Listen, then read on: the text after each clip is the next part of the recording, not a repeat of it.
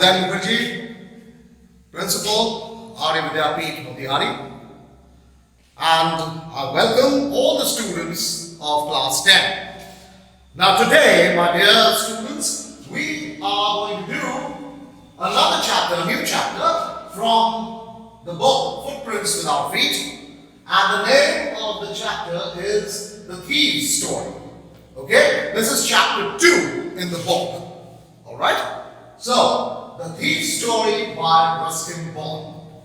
I'm sure most of you have heard about the writer Ruskin Bond, right? He's a very famous writer, an Indian writer of British descent, okay? And many of his books and short stories have been made into films by no less stalwarts in the world of cinema like Shashi Kapoor and Vishal Bharadwaj, okay? So, Ruskin Bond, who is still alive, he's still alive today, he's about 85 or 86 years old, and he has written lots of novels, short stories, and children's literature, okay? His contribution to children's literature is immense, alright? So, this is a story, a very touching story, and a very pertinent story, if you see it from the perspective of the modern world. Alright? So, let us do the story on The Thief's Story. Now, you will all agree that nobody is born a criminal. Correct? Nobody is born a criminal. It is said, you might have heard the saying, that criminals are made, they are not born. Okay? So, the themes, as far as the themes are concerned, the themes of this story, I'm talking about themes, not theme, but themes, because there are two important themes in this story. The first theme is that nobody is born a criminal. It is the way you are brought up, the circumstances in which you are brought up that shape your destiny. So circumstances shape the destiny of a person. Alright? Okay. However, if somebody is a criminal, then a little act of kindness, one small act of kindness, can actually transform a person. If a person has somehow gone on the wrong path, then a little act of kindness can transform that person. Alright? So, that is the first theme, that nobody is born a criminal, and a small act of kindness can transform a person, can bring back a person from the wrong track onto the right track. Okay? And the second theme, very important, is the importance of education. Once a person realizes the importance of education, he will never go on to a track which takes him on a wrong path, which kind of turns him into a criminal or which forces him to do things that he should not be doing in the society. Alright? So, education is the key to all happiness in life. This is something that one needs to realize because education is the key not only to material gain, which is money. We all want money, isn't it? We all want to earn lots and lots of money. So education is the only key which can open the locks to material gain. If you want lots of money, of course you can have it. There's no harm earning money, right? But if you want to earn money, then you need to have education. You need to be well educated. And education is the only way you can earn self-respect. You see, money can be earned by various means. Alright? So, even a smuggler earns money. But does he have self-respect? Certainly not. So, you can have both money and self-respect if you are well educated. And it is important for a person to realize this.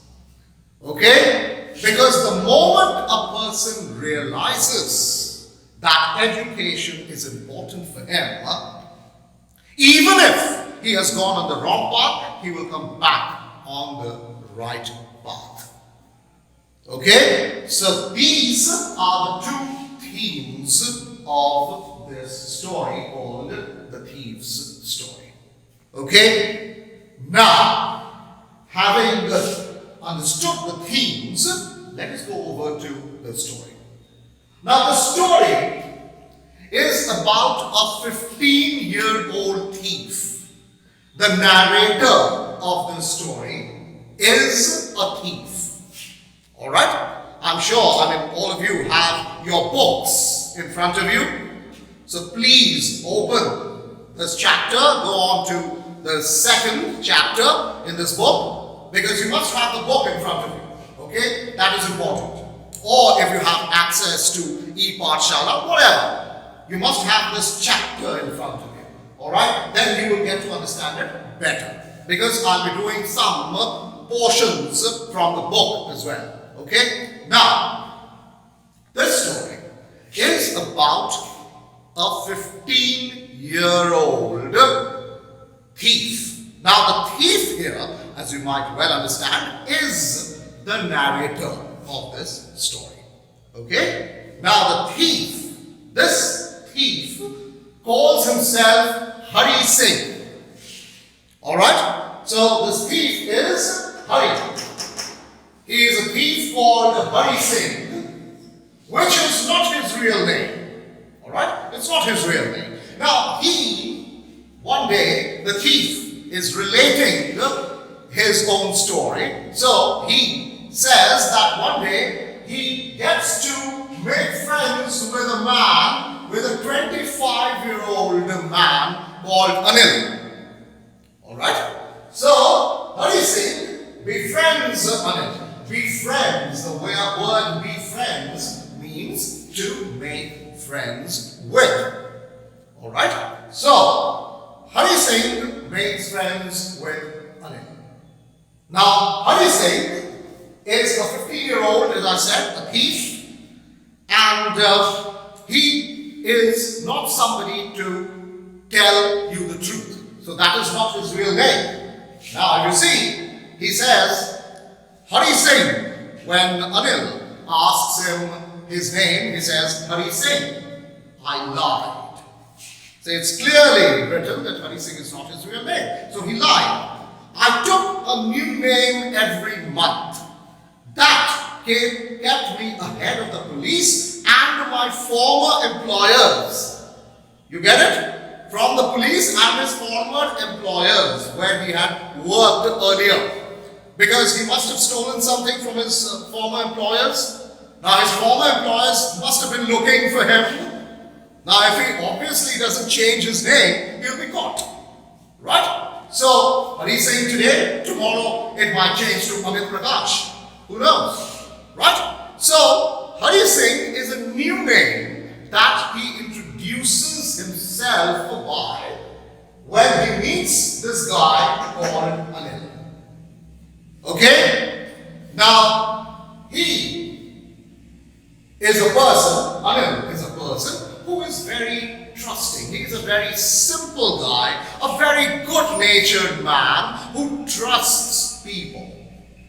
Okay? So, now Hari Singh tells Anil that why don't you let me work for you? Why don't you let me work for you? I can work for you, you can be my employer, right? And I gave him my most appealing smile. Now obviously as a 15-year-old, Hari Singh had a very appealing smile. He had a very attractive smile, okay? A very attractive smile. So, Hari Singh tries to get his attention because his long-term plan, as you can understand, is to rob this guy called Anil. Okay? So, Hari Singh says that I can cook for you. Now, Anil says, I do not have money to give you as a salary. Hari Singh says, no matter. If you can just give me a place to stay and, of course, some food, then I can be at your service. Okay? So, Anil, being a very kind-hearted and simple guy, trusts this stranger called Hari Singh and says, okay, you can make food for me, right, and do my household work, and I will give you a place to stay and food to eat. Okay? So, Hari says that he can cook, alright? But the very first night, Hari's lie is exposed. Okay? So, Hari Singh says that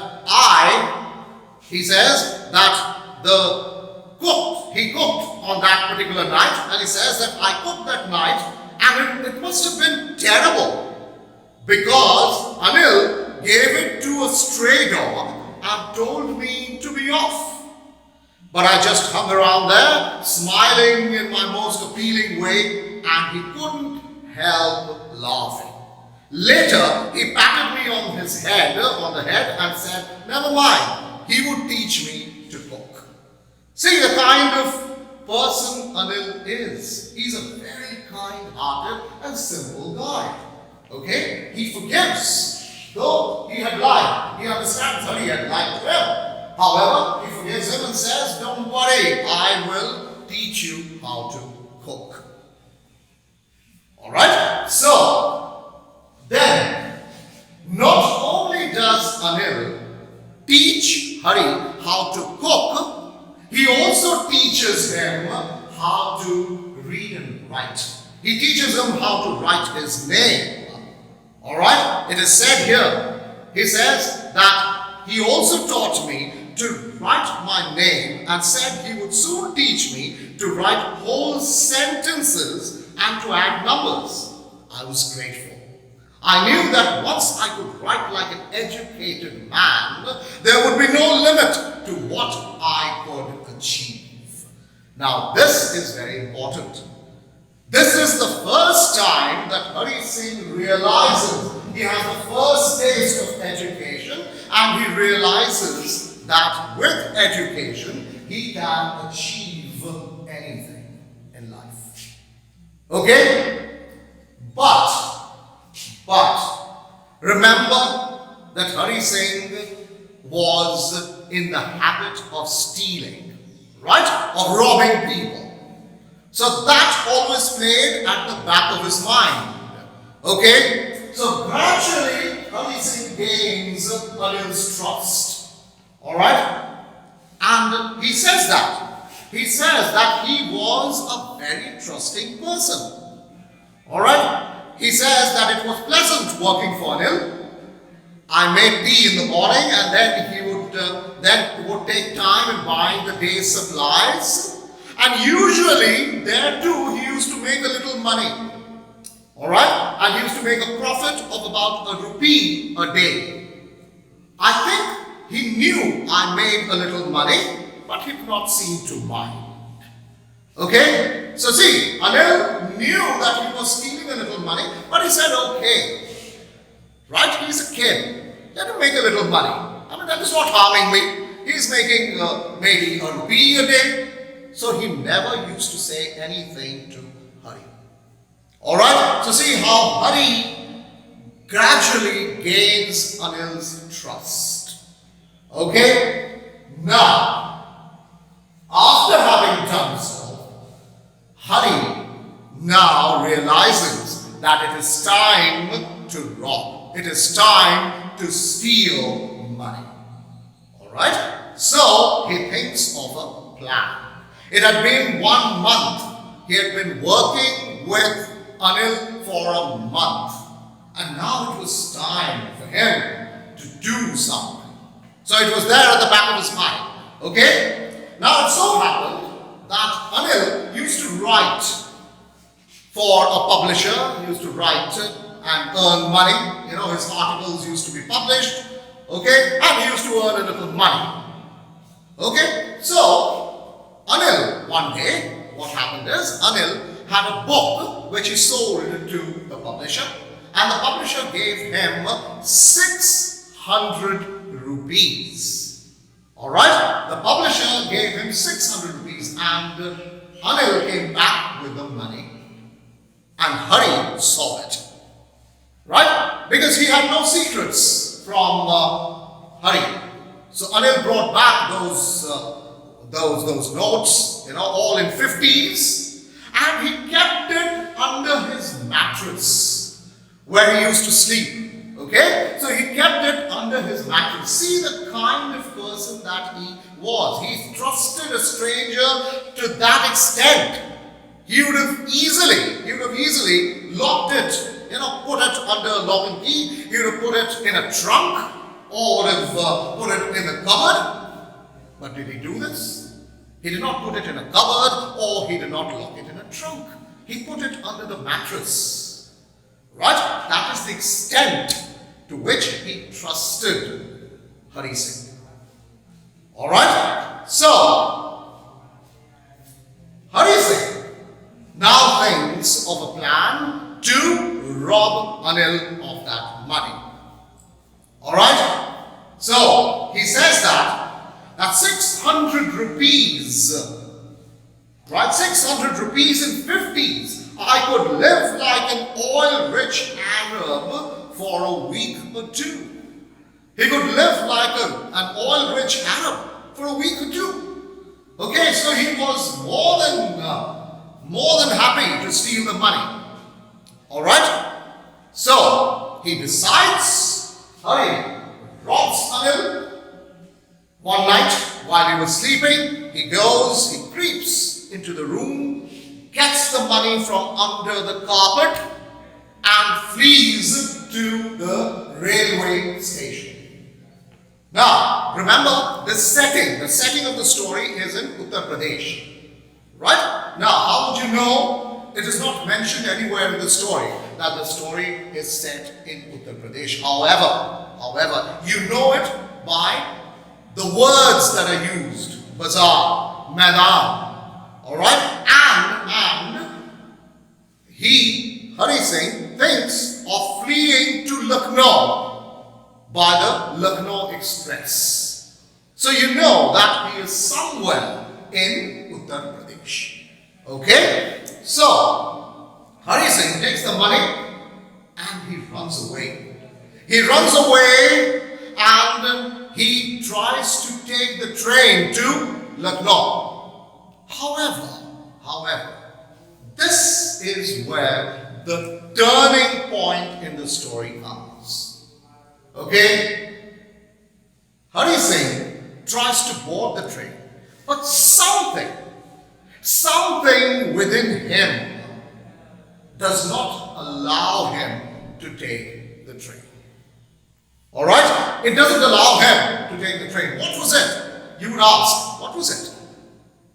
Nobody knows. However, there's something inside him that tells him not to take the train.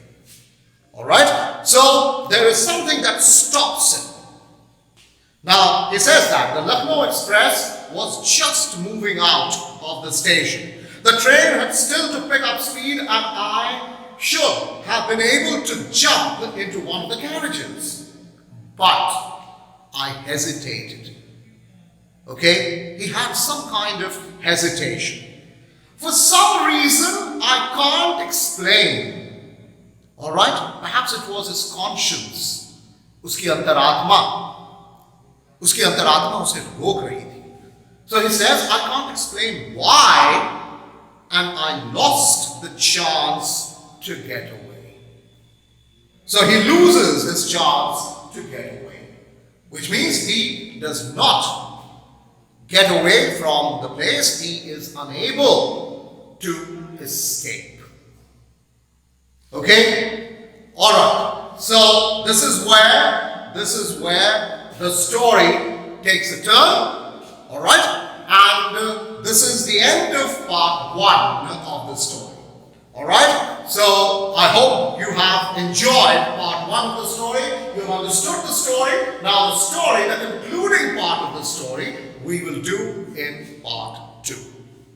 Alright? So until we meet in part 2 and complete the story and see how the story, ends, because there is a twist in the tale. Alright? So there is a twist in the story at the very end. And that is very interesting. So don't miss part 2. Be there when I do part 2 with you all. Okay? So thank you for listening. And until we meet again, thank you and bye-bye.